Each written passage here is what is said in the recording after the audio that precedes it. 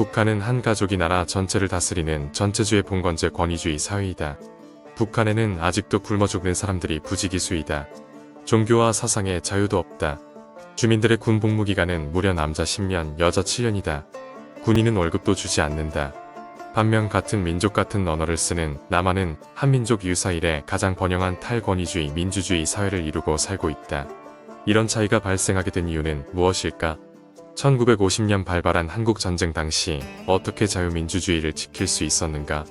미국 주도하에 유엔군 파병이 결정적인 역할을 했다. 파병을 한 16개 국가는 미국, 캐나다, 콜롬비아, 호주, 뉴질랜드, 필리핀, 태국, 남아프리카 공화국, 에티오피아, 영국, 벨기에, 프랑스, 그리스, 룩셈베르크, 네덜란드, 터키 등이다. 당시 남한의 이승만 대통령은 해방 전에 이미 일본의 전쟁 도발을 예측한 재팬 인사이드 아웃 저서로 미국에서 기독교 선지자로 간주되고 있었다. 우리는 지금 그만한 의지와 카리스마의 리더가 있는가?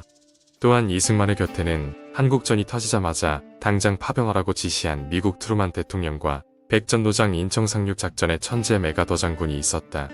지금 그때와 같이 우리를 도와줄 친구가 있을까? 1945년 2월 얄타회담에서 영국의 처칠이 한국을 일본의 식민지로 남기자고 했을 때 한국은 독립해야 한다고 강력 주장해 주었던 이는 대만의 국부 장개석이다. 그런데 대만에서 전쟁이 나도 돕지 않겠다는 한국인들은 반성해야 한다. 의리는 차치하고라도 중국이 글로벌 물동량의 88%를 차지하는 대만 해협을 점령하면 수출이 경제의 대부분을 차지하는 한국은 먹고 살 길이 막막해진다. 대만에서 전쟁이 나면 한국에서는 전쟁이 나지 않을 거라 생각하는 안일한 사람들이 많다. 그러나 중국이 대만을 쳤을 때 북한이 남한을 동시에 공격할 가능성이 훨씬 높다고 본다. 그러면 대만을 도와주고 싶어도 한국이 여력이 없을 수 있다. 그런 일이 일어나기 전에 대만과 서로 협력하여 전쟁을 방지해야 하는데 이와 관련한 노력을 기울이는 정치인이 한국에 한 명도 없는 현실이다. 이렇게 아무 대비도 없이 2025년에 대만과 한국이 중국과 북한에게 각각 침공을 받는다면 이번에는 서로 도울 겨를도 없다.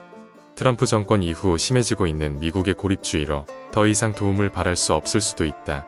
심지어 중국에 줄을 대고 있는 정치인들은 당장 중국이나 북한으로 추방시켜 그들이 그렇게 원하는 사회주의 공산주의 하에서 살게 하도록 해야 한다. 한국의 번영과 행복을 위해서는 예수님이 다스리시는 천년왕국을 지향해야 한다. 그의 나라와 의를 먼저 구하면 이 모든 것을 더하실 것이다. 그의 나라와 그의 의를 먼저 구한다는 것은 다른 것이 아니다. 하나님이 명하신 정의와 정도를 걷는 것이다. 우리가 하나님 앞에 바로 설 때만이 비로소 다른 나라들이 우리를 도와주고 따라올 것이다. 다른 나라에 의지하려 하지 말고 먼저 예수님께 의지하자. 새마을 정신으로 우리는 할 수 있다. 대한민국의 새로운 영웅은 하나님이 주신 사명을 붙잡고 백성들을 보살피고 나라를 지키는 슈퍼영웅으로서의 삶을 이미 2000년부터 비밀리에 시작했다. 그는 2019년 중국이 퍼뜨리기 시작한 바이러스처럼 훔치고 빼앗고 죽이는 악으로 악을 덮는 악순환의 방법을 거부한다. 훔치고 빼앗고 죽이는 것이 사탄의 방식이요 그가 하는 모든 것이다. 꼬마 장군은 하나님께 대적하지 않고 복종하며 백성들을 위해 군사와 나라를 소나기에 넣었다. 그는 하나님을 믿으며 키가 170cm의 얼굴은 10살 꼬마로 보이는 노란색 군복을 입은 영웅이다. 그의 실제 나이는 베일에 가려져 있다. 그는 하나님의 사람이 되어 다차원 슈퍼파워를 받고 무적이 되었다. 그는 중국과 북한의 공격이 있고 나서부터 반격을 개시하여 다차원 영토를 확장하고 멀티버스를 흡수하여 왕이 되었다. 그의 통치는 지구의 역사가 끝날 때까지 이어지고 예수님이 돌아오시자 그의 옆에서 같이 지구를 다스리게 되는 그 1000년 동안 백성들은 평화롭고 번영하는 삶을 산다. 천년왕국의 시대에는 백성들을 보살피고 억울하고 불행한 사람들을 해치지 않는다. 심지어 죄인들조차도 예수님을 따르고 믿는다면 다시 새 삶을 살 기회가 주어졌다. 모든 눈물을 그 눈에서 닦아주시는 다시는 사망이 없고 애통하는 것이나 곡하는 것이나 아픈 것이 다시 있지 아니하리니 처음 것들이 다 지나갔음이러라. 요한계시록 21장 4절. 이 꼬마 장군의 이름은 전설로 남았고 그는 예수님의 친구라 불렸다. 백성들은 그를 영원한 수호자로 기억하며 그의 희생과 헌신을 기리며 살아갔다.